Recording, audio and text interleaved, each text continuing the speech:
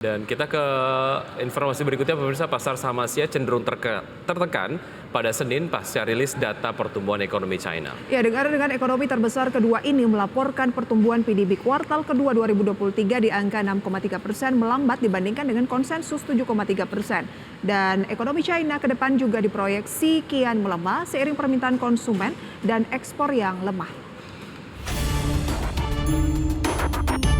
Data pertumbuhan ekonomi China tumbuh 6,3% pada kuartal 2. Pertumbuhan 6,3% dalam PDB China dari April hingga Juni melampaui tingkat pertumbuhan 4,5% pada kuartal sebelumnya. Secara triwulan, ekonomi tumbuh 0,8% dibandingkan dengan 3 bulan pertama tahun ini.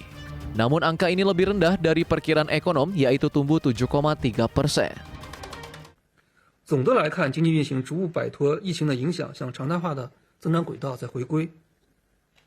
那么上半年呢，国内生产总值同比增长5.5%，二季度增长6.3%。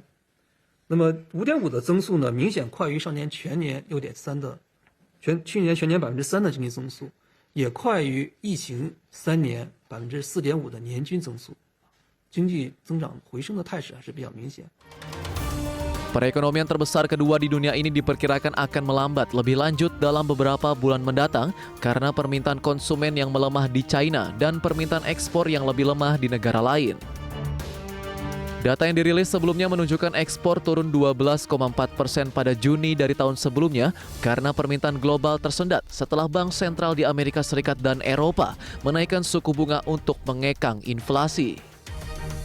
Secara terpisah, tingkat pengangguran di antara kaum muda usia 16 hingga 24 adalah 21,3% di bulan Juni, sebuah rekor baru. Pemerintah China menetapkan target pertumbuhan ekonomi tahun ini di sekitar 5%. Namun beberapa kalangan menyatakan hal itu dapat tercapai jika PDB tumbuh lebih cepat di bulan-bulan mendatang. Berbagai sumber IDX Channel.